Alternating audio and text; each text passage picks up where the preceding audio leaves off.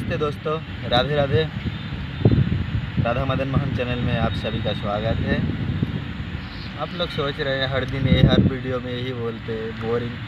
अगर आपका स्वागत नहीं करे तो फिर हमारा स्वागत कैसे करेंगे आप लोग? ठीक है ना? तो टेंशन मत लीजिए, ज़्यादा लंबा नहीं करूँगा वीडियो को। तीसरा पार्ट सॉरी बनाना पड़ा, क्या करूँ मैं, तीसरा पार्ट बनाने के लिए सॉरी। तो उस ज्योतिषी ने तब बता रहा है, देखो पिछले जन्म में मैं एक कौवा था और ये जो देख रहे हो मेरी पत्नी एक गधे थे। तो गधे क्या होते हैं, परिश्रम करते हैं, परिश्रम करते करते करते करते बोझा, इतना बोझा दे देते थे मालिक ने, तो वो बोझा लेते लेते लेते लेते इतना भारी लेते लेते क्या हुआ था, उसके पीठ में घाव हो गया था।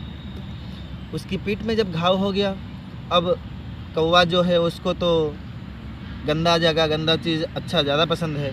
कहीं पे भी देखिए रोड में थूक दीजिए, कौवा तुरंत आके उसमें उसको खाने लगेंगे, चाटने लगेंगे।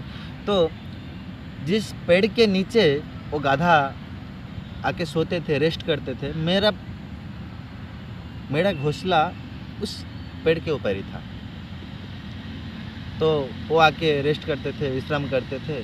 मुझे उसका घाव देख के, पीठ का घाव देख के मेरे जीभ में पानी आ जाते, मुंह में पानी आ जाते, काश मैं इसका टेस्ट ले सकता। तो ऐसे करते करते एक दिन मैं थोड़ा डर के मारे उसके पीठ पे बैठ गया और धीरे धीरे से मेरे चोंच से उसके घाव में चोंच मारने लगा।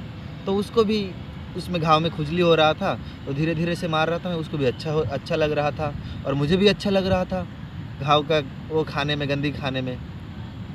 तो ऐसे करते करते एक दिन ये हुआ है, मैं कुछ ज़्यादा ही ठोकर दे दिया उसके घाव में और वो बेचारा छटफट कर दिया, मतलब हिल उठा है। तो मैं तुरंत उड़ के भाग गया वहाँ से।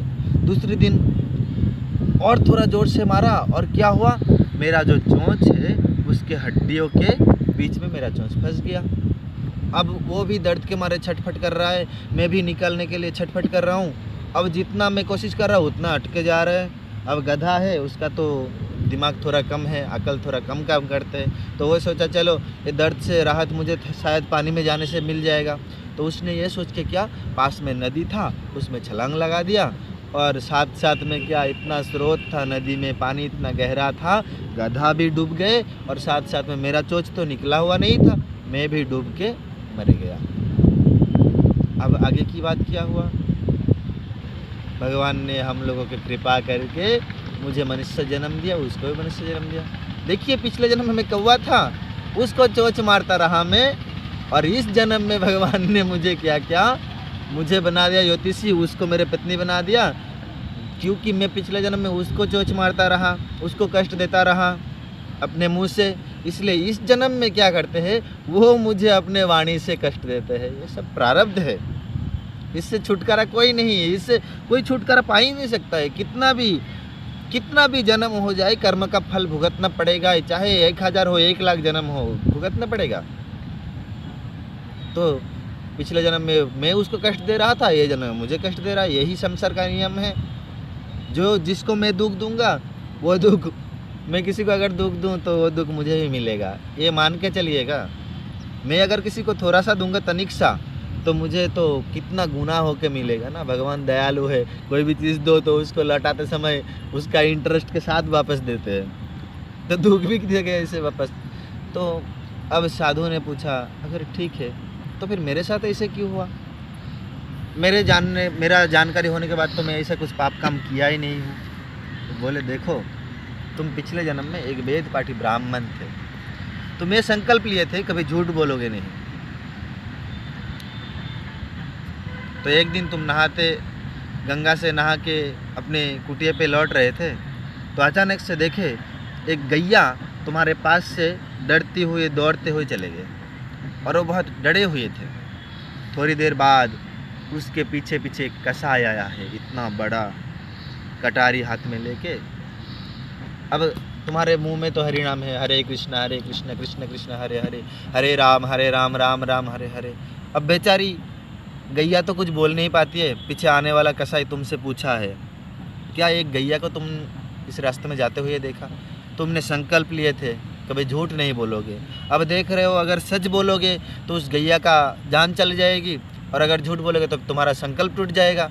इसलिए दोनों को रक्षा करने के लिए तुमने क्या किया, कुछ बोले भी नहीं और अपने हाथों से दिखा दिया कि हाँ इस रास्ते पे गए, इशारा कर दिया। तो तुमने इशारा किए थे हाथ से, इसीलिए तुम्हारा हाथ कटा गया। अब साधु ने पूछने लगा, सोचने लगा, पूछा महाराज जी ठीक है, मेरा ये पाप कर्म था पिछले जन्म का, इसलिए मुझे भुगतना पड़ा, लेकिन वो राजकुमार का तो कोई गलती नहीं था ना, वो तो मेरे सामने पैदा हुआ, मेरे सामने बड़े हुए पले हैं, और वो राजकुमारी का भी शायद कोई पाप नहीं थे। तो बोले नहीं, देखो पिछले जन्म में तुम वेदपाठी ब्राह्मण थे, और वो जो गैया थी वो गैया इस जन्म में वो राजकुमारी बने हैं, और जो कसाई था उसने इस जन्म में राजकुमार बने हैं। वो गैया राजकुमारी बन के अपने कत्ल की बदला इस जन्म में लिया है, राजकुमार को मार के। मध्यम सिर्फ तुम बने हो, उस जन्म में मध्यम तुम था, इस जन्म में मध्यम तुम हो। तो इसलिए दोस्तों कृपया, हम तो इस जन्म में हम लोगों को कुछ भी दुख मिल रहा है, सुख मिल रहा है, ये सब हमारे प्रारब्ध के अनुसार, हमारे कर्म के अनुसार मिल रहा है।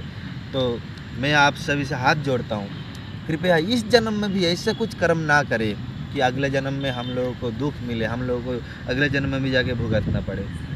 प्लीज़ सबको मैं यही कहना चाहता हूँ कि अच्छा कर्म कीजिए, सबके साथ अच्छे से रहिए, प्रेम बांट के रहिए। प्रेम से कुछ, प्रेम के बड़ा कुछ नहीं है, प्रेम से बड़ा।